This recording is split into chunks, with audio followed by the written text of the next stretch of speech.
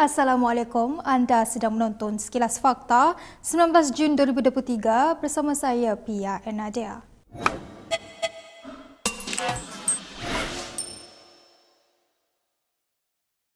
Seorang pegawai polis berusia 35 tahun yang tular di media sosial kerana menghina anggota berpangkat rendah ditangkap oleh IPD Gombak.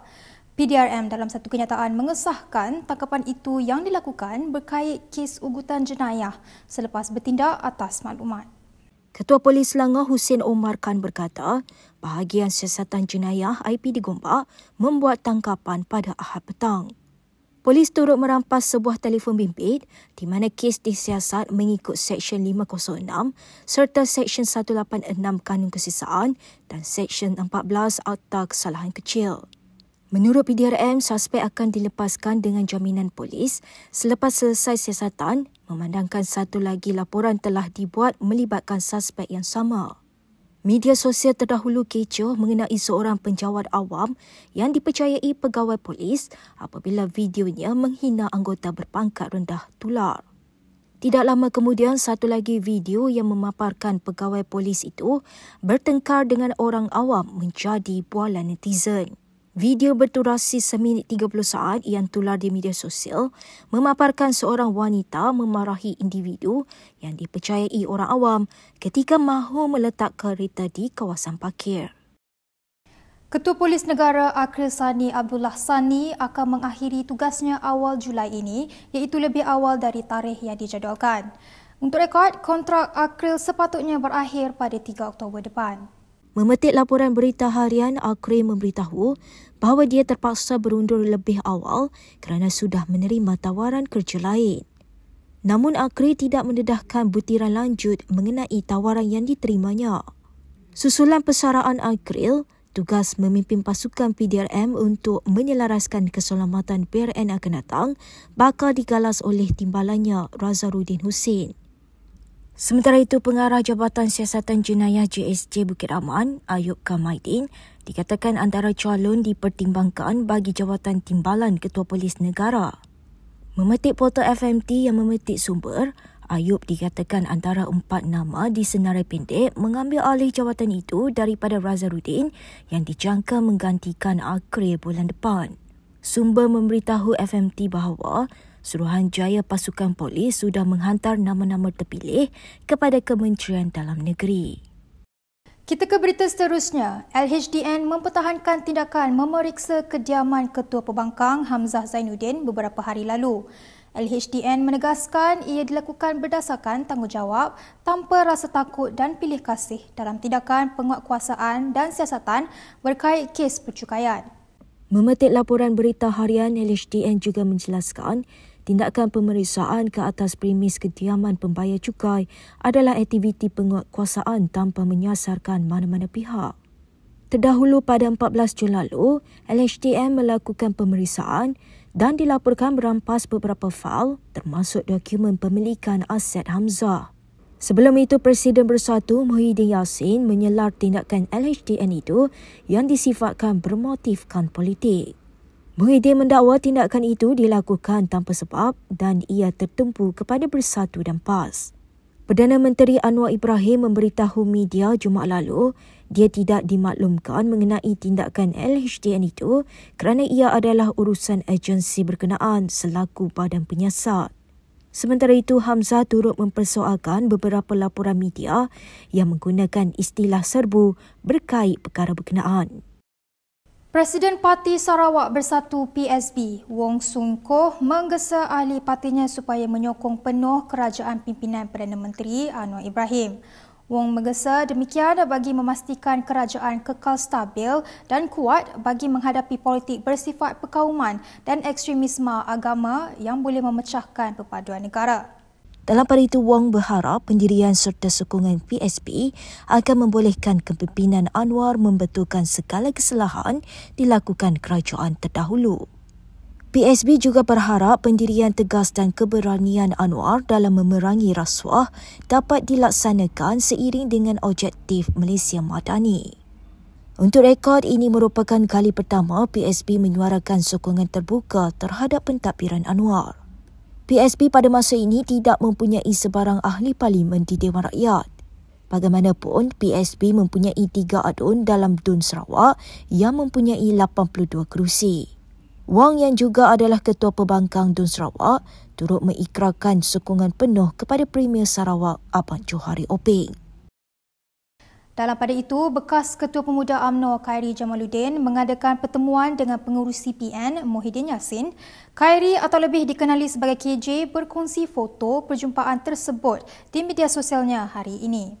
Bagaimanapun, bekas Menteri Kesihatan itu memuat naik foto sambil kedua-duanya kelihatan tersenyum tanpa memberi sebarang keterangan. Sebelum ini dilaporkan KJ akan mengadakan perjumpaan dengan Muhyiddin bagi membincangkan mengenai hala tuju politiknya dalam gabungan PN. Muhyiddin yang juga Presiden Bersatu sebelum ini turut menawarkan jawatan Ahli Majlis Pimpinan Tertinggi kepada KJ. Sementara itu, tersebar surat palsu berkaitan tawaran PKR kepada KJ selepas dia menjadi salah seorang yang dipanggil dalam mesyuarat membincangkan hal ehwal ekonomi dengan Perdana Menteri Anwar Ibrahim minggu lalu. Surat bertarikh hari ini dikatakan ditandatangani oleh Setiausaha Agung PKR Saifuddin Nasution yang menawarkan keanggotaan parti dan jawatan timbalan Presiden Tantikan, jawatan yang tidak pernah wujud dalam parti itu. Dalam respons segera kepada Malaysia Kini, Ketua Penerangan PKR Fahmi Fazil menafikan perkara tersebut, malah mengaitkan tulisan yang tertera di dalam surat itu adalah salah. Dalam perkembangan yang lain, PH tidak memandang rendah terhadap usaha dan impian bekas timbalan Presiden PKR Azmin Ali untuk merampas Selangor pada PRN yang akan datang. Pengerusi PH Selangor Amiruddin Syahri berkata pada PRU 15 yang lalu, gabungan itu menang 16 daripada 22 kerusi parlimen berdepan dengan Azmin dan PN yang ketika itu menjadi sebahagian daripada kerajaan persekutuan. Jadi berkenaan dengan Dato' Seri Azmin itu strategi mereka. Tetapi Alhamdulillah kita berdepan dalam pilihan raya umum yang lepas juga berdepan dengan Azmin dan juga Perikatan Nasional sebagai federal government. Dan saya percaya dengan kekukuhan kita pada pilihan raya lepas, majoriti kerusi masih dimenangi oleh Pakatan Harapan. Hanya 6 dimenangi, kita ada 22 kan? So kita menang selebihnya, berapa tu? 16 dimenangi oleh, bukan? Lupa. 22, 16 ya, betul. 16 dimenangi oleh Pakatan Harapan. Jadi saya percaya prestasi itu menunjukkan bukti bahawa kubu Pakatan Harapan masih lagi kukuh di Selangor dan kita tak memandang rendah kepada usaha dan juga ikhtiar mereka. Sebab itu daripada masa ke semasa sama ada physical activity sampailah di sosial media kita mempertingkatkan usaha penerangan dan penjelasan kita kepada publik. Sementara itu, Perdana Menteri Anwar Ibrahim menafikan dakwaan bahawa siasatan yang sedang berjalan membabitkan ahli politik pembangkang adalah bermotifkan politik. Anwar menyeru supaya mengemukakan bukti sekiranya terdapat dakwaan SPRM atau agensi penguatkuasa yang lain bertindak atas arahan politik. Ada laporan dibuat, siasatan dibuat. Dan arahan yang saya selaku Perdana Menteri lakukan adalah supaya semua badan penyiasat, sama ada LHDN, SPRM, Polis Diraja Malaysia, Bank Negara, harus menjalankan tindakan mereka secara profesional without fear of favor. Jadi oleh yang demikian, untuk memutuskan, lihat pada fakta. Kalau semasa memegang kuasa, kita menggunakan kuasa itu, memberi kontrak kepada anak pinak, kepada keluarga dan kroni, memperkayakan diri, jangan dipersoalkan mengapa SPRM siasat. Dan bila SPRM siasat, jangan dianggap ini sebagai tomahan politik. Kekayaan tidak dapat diterangkan berapa banyak. Pengedaran wang berleluasa. Jadi sepatutnya kita sebagai ahli dewan yang bertanggungjawab mengambil sikap yang sangat positif. Menyelamatkan negara ini daripada kencah, malapetaka, rasuah yang berleluasa. Sekarang ini tiap tindakan diambil itu dijadikan bahan politik. Dan ini bahaya. Kalau ada tomahan, bukti bahawa SPRM atau LHDN atau mana-mana badan bergerak, bertindak atas arahan politik, itu boleh dikemukakan. Tetapi Tan Sri Yang di-Pertua, saya ingin jamin di sini bahawa dalam kerajaan perpaduan, arahan kita jelas, bertindak dengan tegas supaya penyakit barah rasuah ini dapat dihapuskan dalam negara kita. Berikut beberapa lagi ringkasan berita untuk hari ini.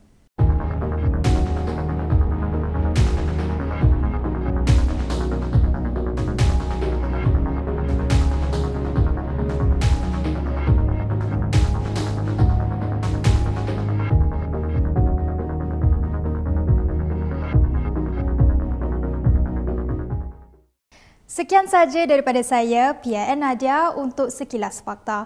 Untuk lebih banyak berita, anda boleh melayari kinitv.com. Anda juga boleh mengikuti kami di Instagram, Twitter, YouTube dan Facebook. Salam hormat dan jumpa lagi.